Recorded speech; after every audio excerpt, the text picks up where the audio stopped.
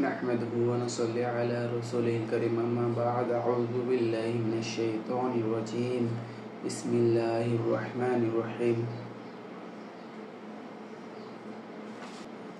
ফাজাইলে আমল কিতাবের অধ্যায় ফাজাইলে নামাজ নামাজ সম্পর্কিত হাদিস নং 5। নবী করিম সাল্লাল্লাহু আলাইহি ওয়াসাল্লাম বলেন, চোর হিসাবে সবচাইতে নিকৃষ্ট ওই ব্যক্তি যে নামাজের মধ্যে চুরি করে। সাহাবারা জিজ্ঞাসা করিলেন, ইয়া রাসূলুল্লাহ সাল্লাল্লাহু আলাইহি ওয়াসাল্লাম, নামাজের মধ্যে কিভাবে চুরি করে? হুজুর সাল্লাল্লাহু আলাইহি ওয়াসাল্লাম উত্তর করিলেন, নামাজে রুকু সেজদা ঠিকমতো আদায় করে না। আহমদ। ফায়দা, এই বিষয়টি সম্পর্কে কয়েকটি হাদিসেই বর্ণিত হইয়াছে। প্রথমত, চুরি একটি চরম ঘৃণার কাজ। চোরকে সকলেই ঘৃণার চোখে দেখে। আবার চুরির মধ্যেও রুকু সেজদা ঠিকমতো না করাকে নিকৃষ্টতম চুরি বলিয়া আখ্যা দিয়াছে। হযরত আবু দারদা রাদিয়াল্লাহু আনহু বলেন, একদিন হুজুরে পাক সাল্লাল্লাহু আলাইহি ওয়াসাল্লাম আকাশের দিকে দৃষ্টিপাত করিয়া বলেন, এখন দুনিয়া হইতে এলেম উঠিয়া যাওয়ার সময় হইয়াছে। হযরত জিয়াদ রাদিয়াল্লাহু আনহু আরজ করিলেন, ইয়া রাসূলুল্লাহ সাল্লাল্লাহু আলাইহি ওয়াসাল্লাম, এলেম কিভাবে উঠিয়া যাইবে? আমরা কোরআন শরীফ পড়িতেছি, আমাদের সন্তানদেরকে পড়াইতেছি, এভাবে ক্রমাগত চলিতে থাকিবে। হুজুর সাল্লাল্লাহু আলাইহি ওয়াসাল্লাম উত্তর করিলেন, আমি তোমাকে খুব বুদ্ধিমান মনে করিতাম। খ্রিস্টান এবং ইহুদিরাও তো তৌরাত ও ইনজিল পড়ে ও পড়ায়, কিন্তু তাহাদের কি উপকার আসে? আবু দারদার অন্য একজন ছাত্র বলেন, আমি হযরত উবাদার নিকট এই ঘটনা বর্ণনা করিলাম। তিনি বলিলেন, আবু দারদা রাদিয়াল্লাহু আনহু বলিয়াছেন, আমি কি বলিব যে সর্বপ্রথম দুনিয়া হইতে কোন জিনিস উঠিয়া যাইবে? সর্বপ্রথম নামাজের খুশু ও ধ্যান উঠিয়া যাইবে। তুমি দেখিবে মুসল্লি দ্বারা ভর্তি মসজিদে একটি লোকও খুশুর সহিত নামাজ পড়িতেছে না। হুজুর সাল্লাল্লাহু আলাইহি ওয়াসাল্লামের রহস্যবিদ হযরত হুযায়ফা রাদিয়াল্লাহু আনহু হইতে বর্ণিত আছে যে সর্বপ্রথম নামাজের খুশু উঠাইয়া নেওয়া হইবে। হাদিসে আছে যে নামাজে রুকু সেজদা ঠিকমতো আদায় হয় না, আল্লাহ তাআলা সেই নামাজের দিকে ভ্রুক্ষেপ করিবেন না। হুজুর সাল্লাল্লাহু আলাইহি ওয়াসাল্লাম আরো বলেন, মানুষ 60 বছর যাবত নামাজ পড়ে, তবু একটি নামাজও কবুল হয় না, কারণ রুকু ঠিক হইলেও সেজদা ঠিক হয় না, আবার সেজদা শুদ্ধ হইলেও রুকু শুদ্ধ হয় না। হুজুর সাল্লাল্লাহু আলাইহি ওয়াসাল্লাম আরো বলেন, মানুষ 60 বছর যাবত নামাজ পড়ে, তবুও একটি নামাজও কবুল হয় না, কারণ রুকু ঠিক হইলে সেজদা ঠিক হয় না, আর সেজদা শুদ্ধ হইলেও রুকু শুদ্ধ হয় না। আল্লাহু আকবার। হযরত মুজাদ্দিদে আল-ফিসানি রাহমাতুল্লাহি আলাইহি তাহার মাকতুবাতে নামাজ সম্পর্কে বিশেষ জোর দিয়াছেন এবং নামাজের বিভিন্ন দিক নিয়েও আলোচনা করিয়াছেন। এক পত্রে তিনি লিখেন, সিজদায় হাতের আঙ্গুলি বন্ধ রাখা ও রুকুর মধ্যে পৃথক পৃথক রাখার প্রতি গুরুত্ব দেওয়াও বিশেষ জরুরি, কারণ শরীয়ত আঙ্গুলি খোলা এবং বন্ধ রাখার হুকুম নিরর্থক দেয় নাই, অর্থাৎ সাধারণ আদবের প্রতি লক্ষ্য রাখাও জরুরি। এই প্রসঙ্গে তিনি আরো লিখেন, দাঁড়ানো অবস্থায় সেজদার স্থানের প্রতি লক্ষ্য রাখা, সেজদার সময় নাকের দিকে এবং বসার সময় হাতের উপর দৃষ্টি নিবদ্ধ রাখা নামাজের মধ্যে খুশু পয়দা করে এবং উহা দ্বারা একাগ্রতা হাসিল হয়। এই সব সাধারণ মুস্তাহাবের ও আদবের প্রতি লক্ষ্য রাখিলে যখন এত বড় উপকার হয়, তখন বড় বড় সুন্নত ও আদবের প্রতি লেহাজ করিলে যে কত বড় উপকার হইবে তাহা সহজেই বোঝা যায়। সুবহানাল্লাহ। নামাজ সম্পর্কিত হাদিস নং 6। হযরত আয়েশা রাদিয়াল্লাহু আনহা এর মাতা উম্মে রুমান রাদিয়াল্লাহু আনহা বলেন, একবার আমাকে নামাজের মধ্যে একটু এদিক সেদিক ঝুঁকিয়া পড়িতে দেখিয়া হযরত আবু বকর সিদ্দিক রাদিয়াল্লাহু আনহু আমাকে এত জোরে ধমক দিলেন যে ভয়ে আমার নামাজ নষ্ট হইবার উপক্রম হইল। তারপর তিনি বলিলেন, আমি হুজুর সাল্লাল্লাহু আলাইহি ওয়াসাল্লামের মুখে শুনিয়াছি, যখন কোনো ব্যক্তি নামাজে দাঁড়ায় সে যেন সমস্ত শরীরকে স্থির রাখে, ইহুদিদের মতো হেলিয়া দুলিয়া যেন নামাজ না পড়ে, কারণ সমস্ত অঙ্গ প্রত্যঙ্গ স্থির রাখা নামাজ পরিপূর্ণ হওয়ার একটি অংশ বিশেষ। তিরমিজি। ফায়দা: নামাজে স্থির থাকার তাগিদ অনেক হাদিসেই আসিয়াছে। হুজুর সাল্লাল্লাহু আলাইহি ওয়াসাল্লামের অভ্যাস ছিল আকাশের দিকে তাকাইয়া থাকা, কারণ ওহীর ফেরেশতার তিনি ইন্তজারে থাকিতেন। কোন জিনিসের অপেক্ষায় থাকিলে সেদিকে দৃষ্টি লাগিয়াই থাকে, অতএব এই কারণে তাহার দৃষ্টিও উপরে উঠিয়া যাইত। পরে যখন এই আয়াত অবতীর্ণ হয় তখন হুজুর সাল্লাল্লাহু আলাইহি ওয়াসাল্লামের দৃষ্টি নিচের দিকে হইয়া যায়। সাহাবায়ে কেরামগণ এই আয়াত নাজেল হওয়ার পর আর এদিক সেদিক দেখেন নাই। আব্দুল্লাহ বিন ওমর রাদিয়াল্লাহু আনহু এই আয়াত প্রসঙ্গে বলেন, সাহাবারা যখন নামাজে দাঁড়াইতেন অন্য কোনো দিকে দৃষ্টি না করিয়া আপাদমস্তক নামাজেই মগ্ন রাখিতেন, সেজদার স্থানে দৃষ্টি রাখিতেন আর মনে করিতেন আমরা আল্লাহর দিকে নিমগ্ন আছি। হযরত আলী রাদিয়াল্লাহু আনহুকে কেহ খুশু সম্পর্কে জিজ্ঞাসা করিলে তিনি উত্তর করিলেন, অন্তরের সহিত নামাজে মগ্ন হওয়ার নামই খুশু, অন্যদিকে না চাওয়াও খুশুর মধ্যে শামিল। ইবনে আব্বাস রাদিয়াল্লাহু আনহু বলেন, যে আল্লাহকে ভয় করে এবং নামাজে স্থির থাকে সেই খুশু করনেওয়ালা। হযরত আবু বকর সিদ্দিক রাদিয়াল্লাহু আনহু বলেন, হুজুর পাক সাল্লাল্লাহু আলাইহি ওয়াসাল্লাম ইরশাদ ফরমাইয়াছেন, মুনাফিকির খুশু হইতে আল্লাহর নিকট আশ্রয় প্রার্থনা করো। সাহাবাগণ আরজ করিলেন, উহা কি রূপ? ইরশাদ করিলেন, বাহিরে স্থির শান্ত ভাব অথচ অন্তরে মুনাফিকি। হযরত আবু দারদা রাদিয়াল্লাহু আনহু হুজুর সাল্লাল্লাহু আলাইহি ওয়াসাল্লামের ইরশাদ বর্ণনা করেন, মুনাফিকের খুশু এই যে বাহ্যিক দৃষ্টিতে খুশু অনুভব হয় কিন্তু দিলের মধ্যে খুশু নাই। হযরত কাতাদা রাদিয়াল্লাহু আনহু বলেন, দিলের খুশুতে আল্লাহর ভয় হয় এবং দৃষ্টি নিচু রাখার নামই খুশু। হযরত কাতাদা রাদিয়াল্লাহু আনহু বলেন, দিলের খুশুতে আল্লাহর ভয় হয় এবং দৃষ্টি নিচু রাখার নামই খুশু। জনৈক ব্যক্তিকে একদিন ধারিতে হাত ফিরাইতে দেখিয়া হুজুর সাল্লাল্লাহু আলাইহি ওয়াসাল্লাম বলিলেন, যদি তাহার অন্তরে খুশু থাকিত তবে সমস্ত অঙ্গেও স্থিরতা থাকিত। আম্মাজান আয়েশা রাদিয়াল্লাহু আনহা একদিন হুজুর সাল্লাল্লাহু আলাইহি ওয়াসাল্লাম এর কাছে জিজ্ঞাসা করিলেন, নামাজে এদিক সেদিক তাকানো কেমন? হুজুর সাল্লাল্লাহু আলাইহি ওয়াসাল্লাম উত্তর করিলেন, ইহা নামাজের মধ্যে শয়তানের অতর্কিত ছো মারা। একবার হুজুর সাল্লাল্লাহু আলাইহি ওয়াসাল্লাম বলেন, যাহারা নামাজের ভিতর উপরের দিকে দেখে তাহারা যেন উহা ত্যাগ করে, নতুবা তাহার দৃষ্টি উপরেই থাকিয়া যাইবে। অনেক সাহাবী ও তাবেঈন হইতে বর্ণিত আছে, স্থিরতার নামই খুশু।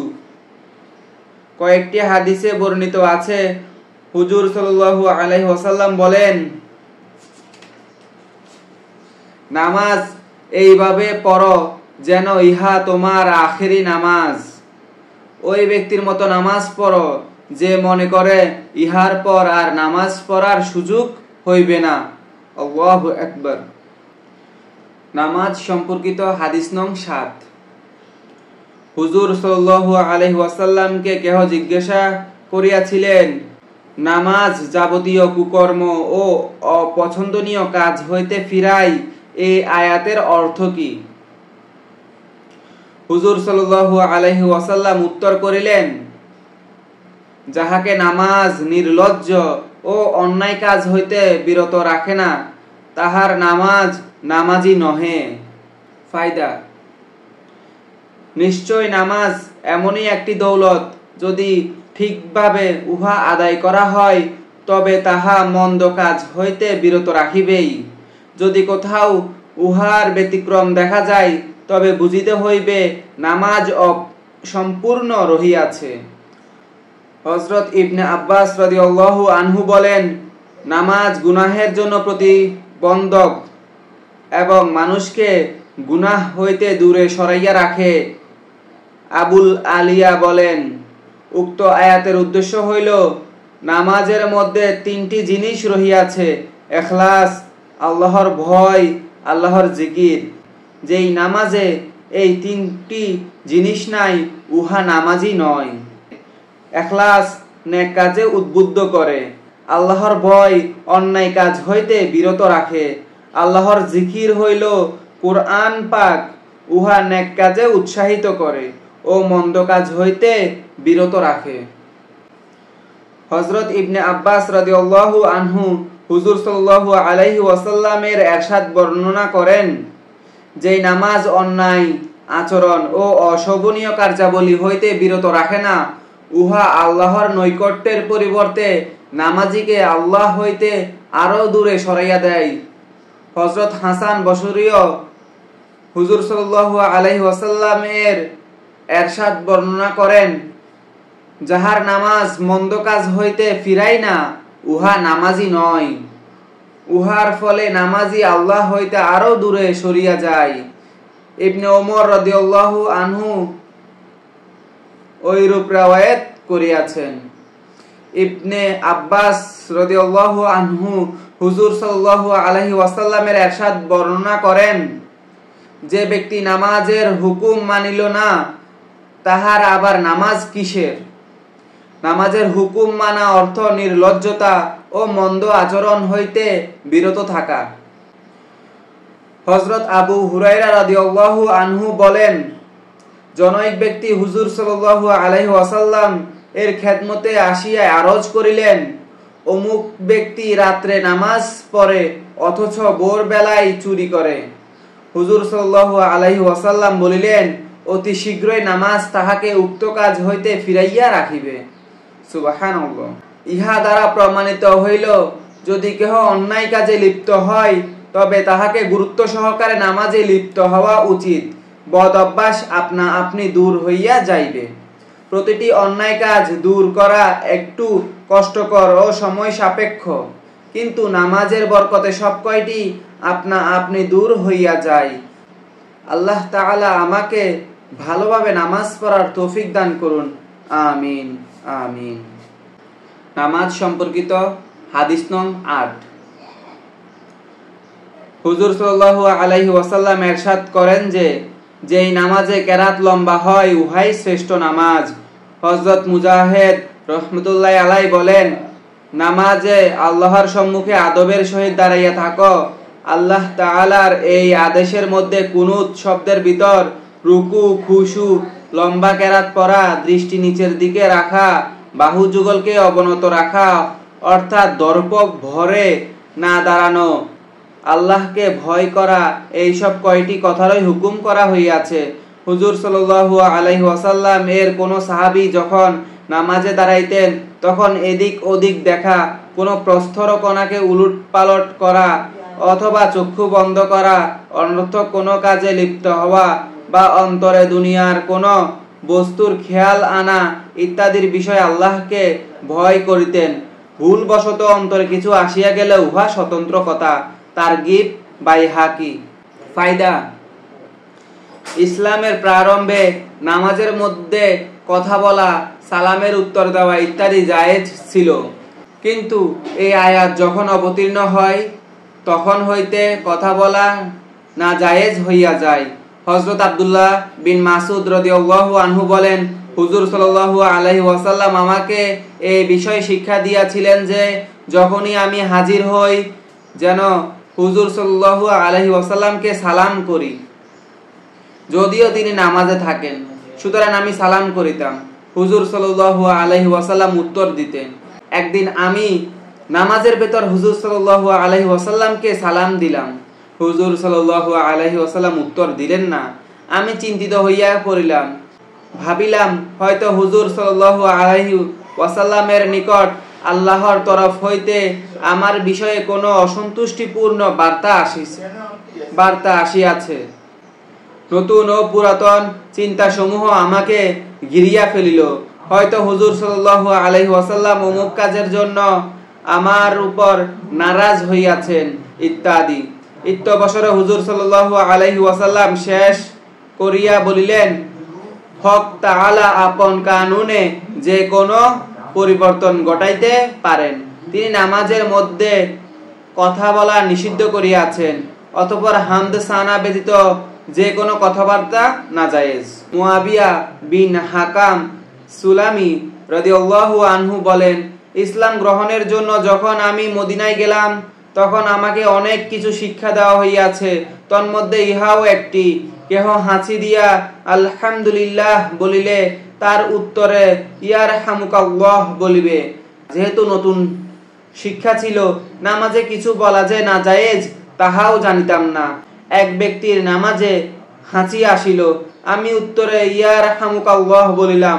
পার্শ্ববর্তী লোকেরা সতর্ক করার খেয়ালে আমার দিকে দৃষ্টিপাত করিল। আমি কিছুই না বুঝিয়া শুধু বলিলাম, আফসোস, ইহারা আমার দিকে এইরূপ কটাক্ষ দৃষ্টিতে কেন দেখিতেছে। আমি কিছুই না বুঝিয়া শুধু বলিলাম, আফসোস, ইহারা আমার দিকে এইরূপ কটাক্ষ দৃষ্টিতে কেন দেখিতেছে। আমাকে ইঙ্গিতে তাহারা চুপ করাইয়া দিল। না বুঝিয়াও চুপ হইয়া গেলাম। নামাজ শেষে হুজুরে আকদাস হুজুর সাল্লাল্লাহু আলাইহি ওয়াসাল্লাম এর উপর আমার পিতামাতা কুরবান হোক আমাকে একটু ধমক দিলেন না বা কটু কথা বলিলেন না, বরং স্নেহভরে বলিলেন, বেটা, নামাজে কথাবার্তা বলা নিষেধ। তাসবিহ এবং কেরাত পড়ার স্থান হইল নামাজ।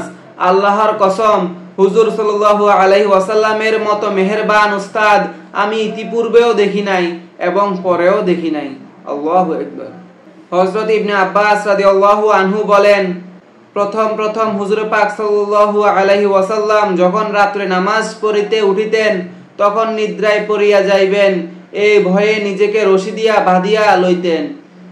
ইহারই পরিপ্রেক্ষিতে অবতীর্ণ হয় অর্থ, হে প্রিয় নবী, আপনি অতিমাত্রায় কষ্ট করিবেন এই জন্য আমি আপনার উপর কোরআন নাজিল করি নাই।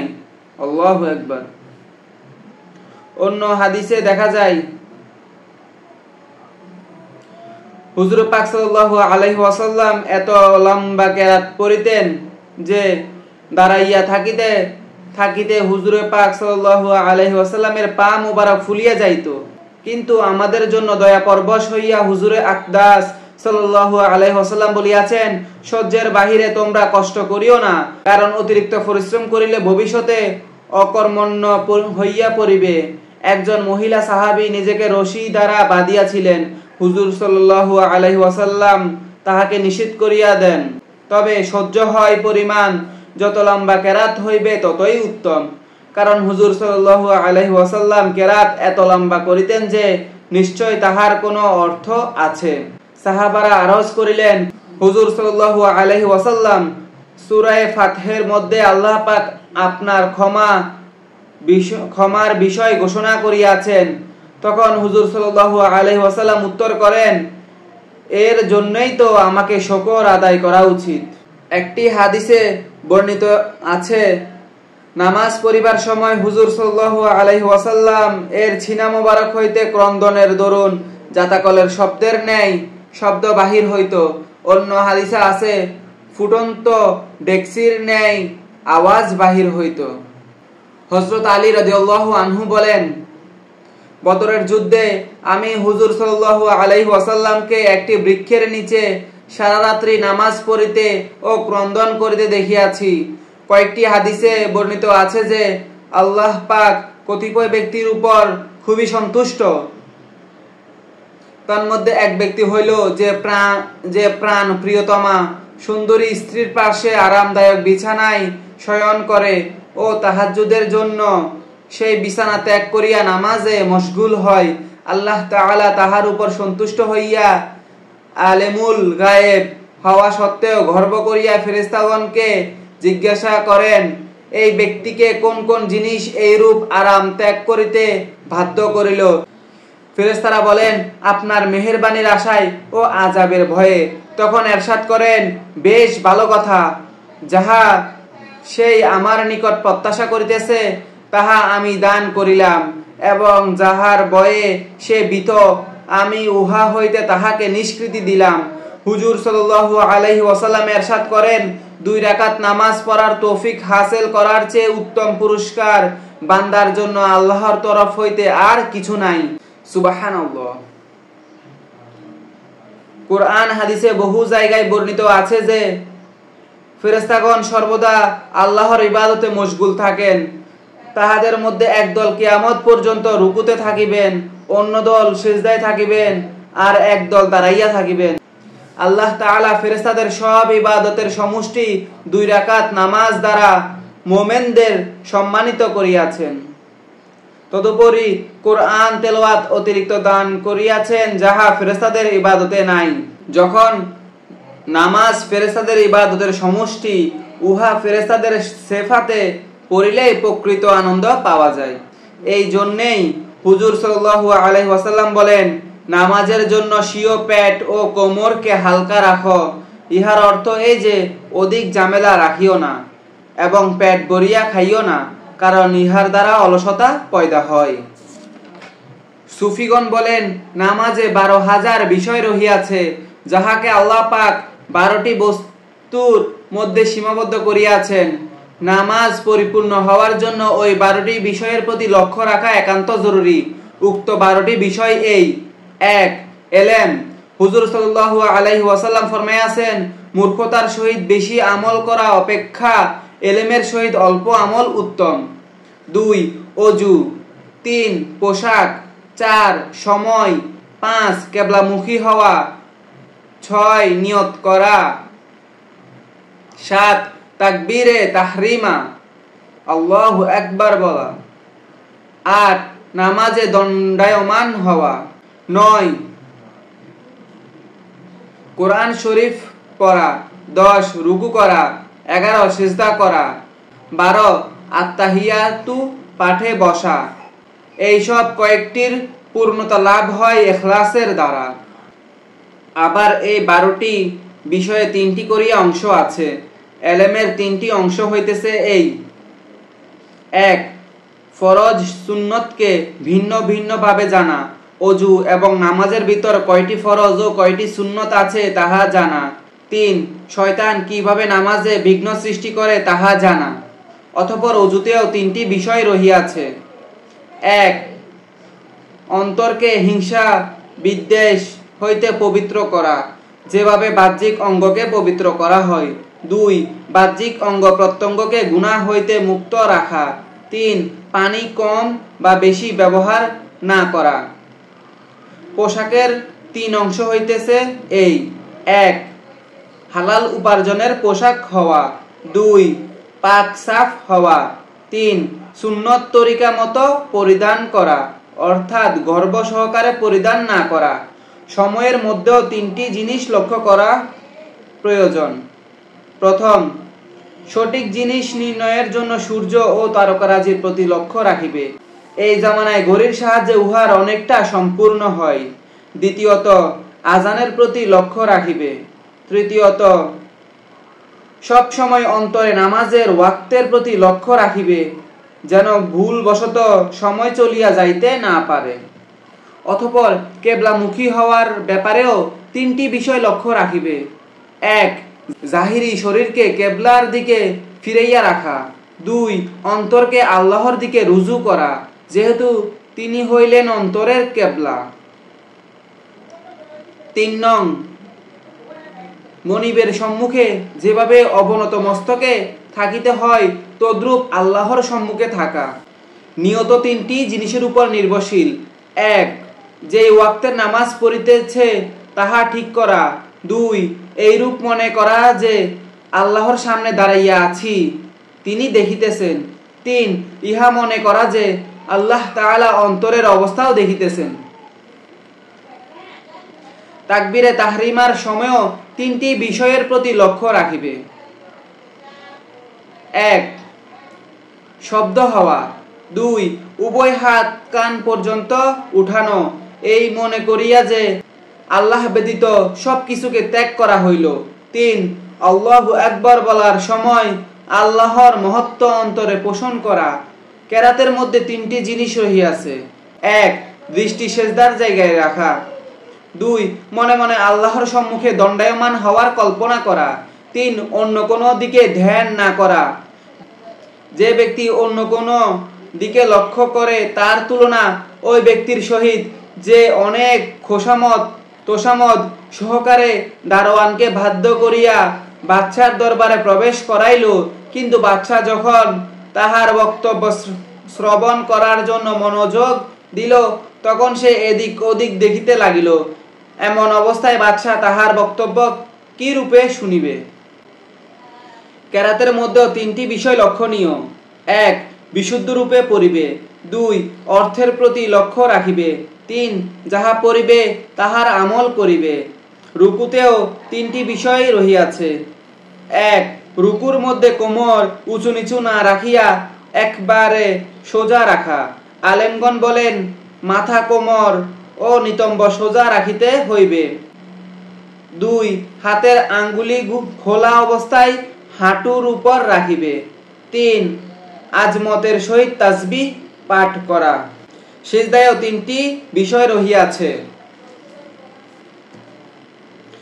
সিজদার মধ্যে উভয় হাত কান বরাবর রাখা।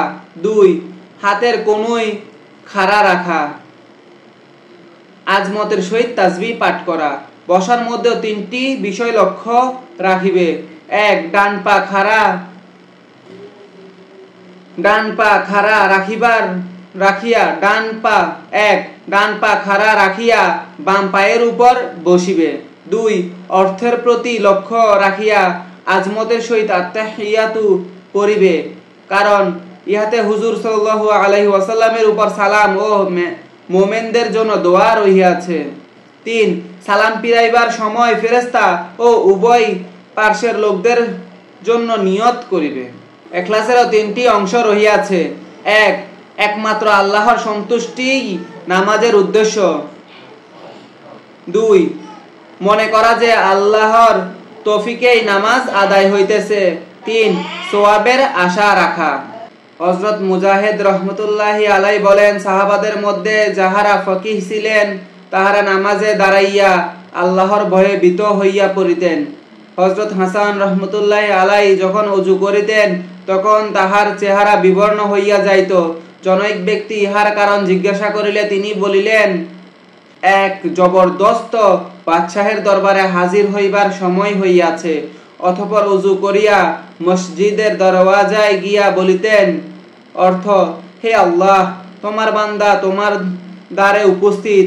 হে মেহেরবান, পাপী বান্দা তোমার নিকট হাজির হইয়াছে। তুমি হুকুম করিয়াছ সৎলোক যেন অসৎ লোকের প্রতি ক্ষমা প্রদর্শন করে।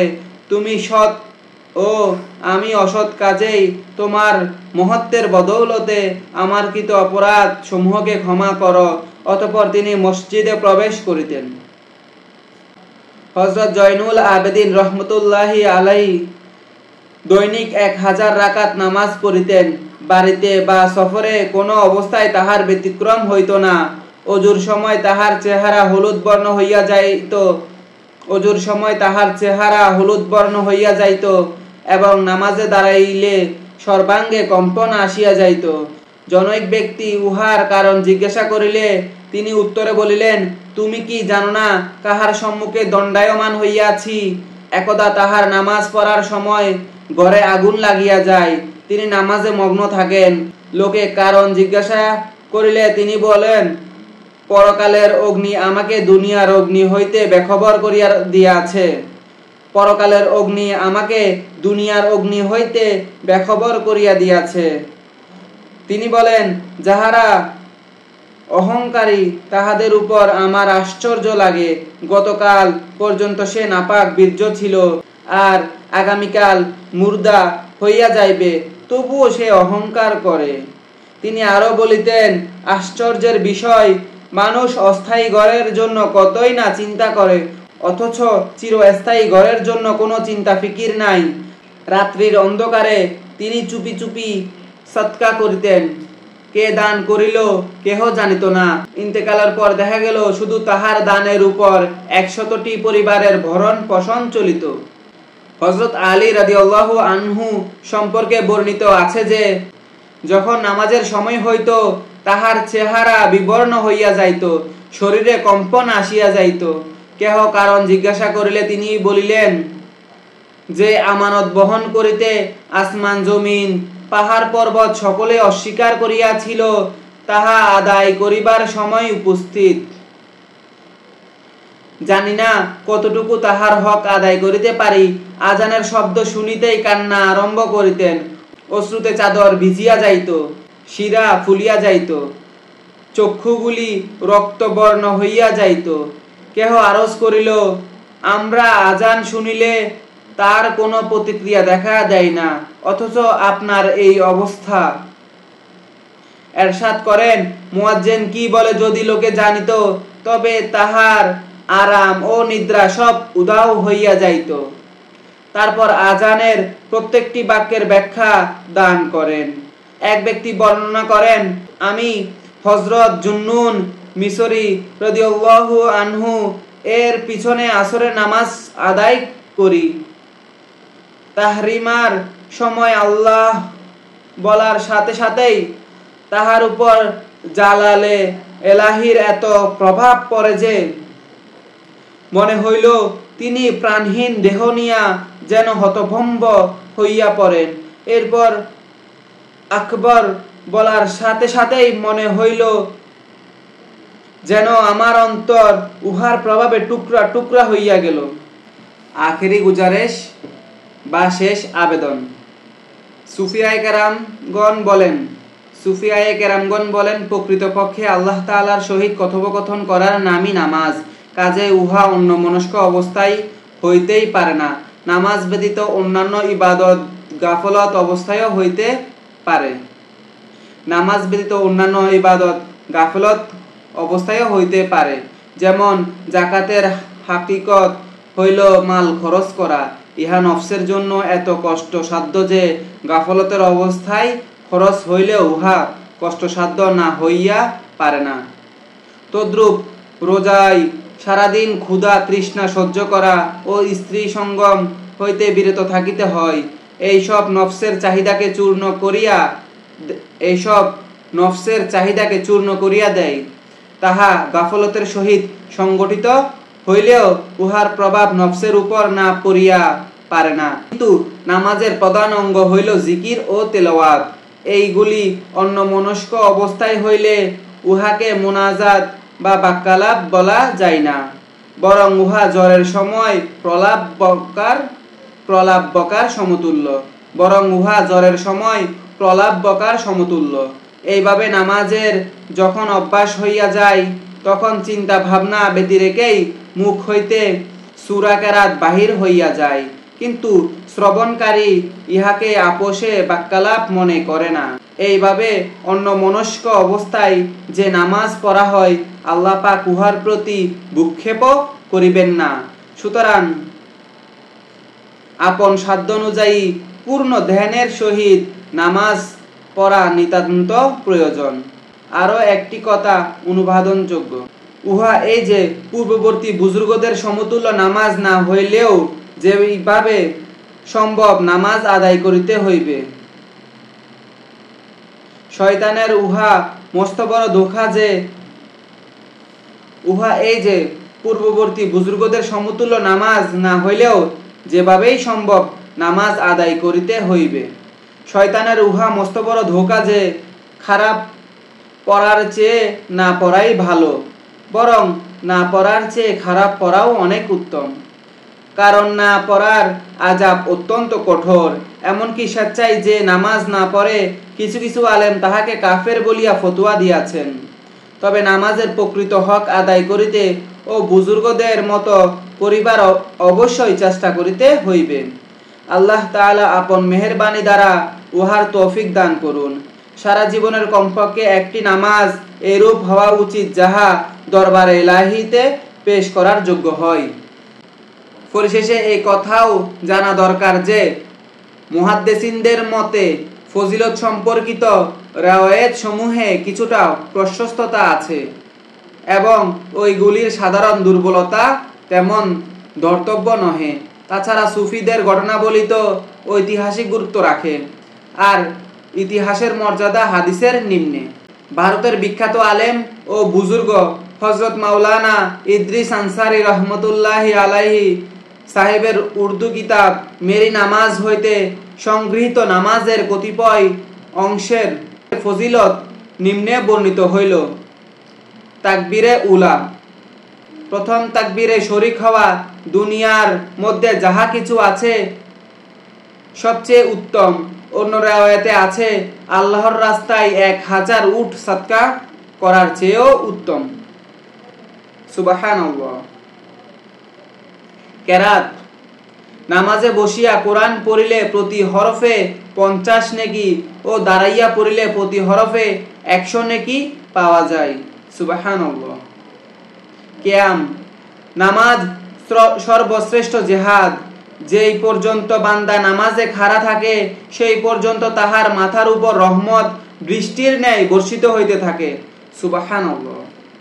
রুকু, নামাজি যখন রুকুতে যায় তখন তাহার নিজের ওজন বরাবর স্বর্ণ আল্লাহর রাস্তায় সদকা করার সওয়াব পায়। সেজদা, নামাজি যখন সেজদা করে তখন সমস্ত জিন ও ইনসানের সংখ্যা বরাবর সওয়াব পায়। আত-তাহিয়াতু, নামাজি যখন আত-তাহিয়াতু পড়িবার জন্য বসে তখন সে হযরত আইয়ুব ও হযরত ইয়াকুব আলাইহিস সালাতু ওয়াস সালাম এর মতো সবরকারীর সওয়াব প্রাপ্ত হয়। দুরুদ শরীফ, যে পর্যন্ত হুজুর আকরাম সাল্লাল্লাহু আলাইহি ওয়াসাল্লামের উপর দুরুদ পড়া না হয় সেই পর্যন্ত দোয়া আসমান ও জমিনের মাঝামাঝি ঝুলিয়া থাকে। সালাম, নামাজি যখন নামাজ শেষ করিয়া সালাম ফিরায় তখন তাহার জন্য বেহেশতের 8টি দরওয়াজা খোলা হইয়া যায়, তখন সে যে কোনো দরজা দিয়া বেহেশতে প্রবেশ করিতে পারে। সুবহানাল্লাহ। আল্লাহ তাআলা আমাদেরকে আমল করার তৌফিক দান করুন, আমিন। সুবহানাল্লাহি ওয়া বিহামদিহি, সুবহানাকাল্লাহুম্মা ওয়া বিহামদিকা, আশহাদু আল্লা ইলাহা ইল্লা আনতা, আস্তাগফিরুকা ওয়া আতুবু ইলাইক। আসসালামু আলাইকুম রাহমাতুল্লাহি ওয়া বারাকাতুহু।